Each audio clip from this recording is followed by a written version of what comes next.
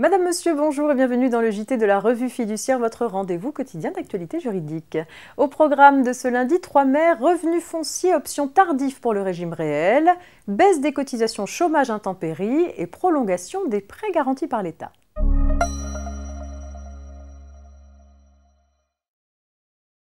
Et c'est une question fiscale qui ouvre ce JT.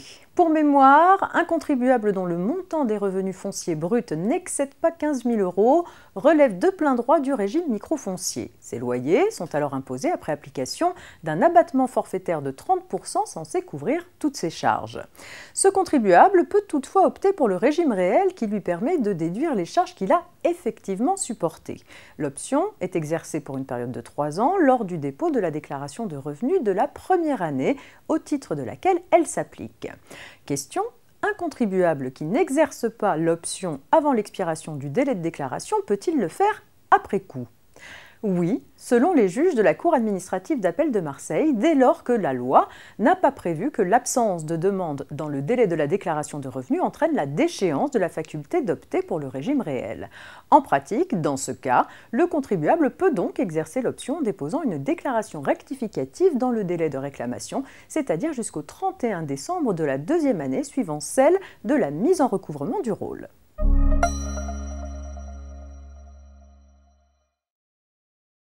Lors de sa séance du 11 décembre 2020, le conseil d'administration de l'Union des caisses de France CIBTP, gestionnaire du régime de chômage intempéries, a voté une nouvelle baisse des taux de cotisation pour les entreprises assujetties.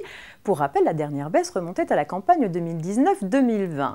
Ainsi, pour la période allant du 1er avril 2021 au 31 mars 2022, le taux de la cotisation chômage intempéries est fixé à 0,68 % du montant des salaires à prendre en compte, déduction faite de l'abattement annuel, pour les entreprises du gros œuvre et des travaux publics, contre 0,74 % jusqu'à présent, et à 0,13 % pour les autres entreprises, contre 0,15 % jusqu'à présent. Par ailleurs, le montant de l'abattement à défalquer du total des salaires servant de base au calcul de la cotisation due par les employeurs aux caisses de congés payés est de 82 008 €. Un arrêté devrait prochainement indiquer les nouveaux paramètres de calcul de ces cotisations.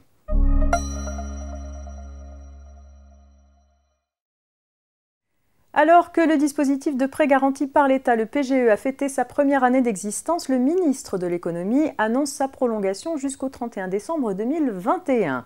Permettant aux entreprises de bénéficier de la garantie de l'État pour l'obtention d'un prêt bancaire, cette mesure d'aide au financement devait prendre fin au 30 juin 2021. Elle serait finalement prolongée pour 6 mois supplémentaires.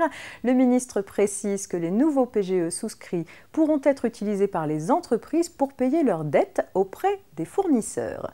C'est la fin de ce JT, je vous souhaite un très bon début de semaine, à demain.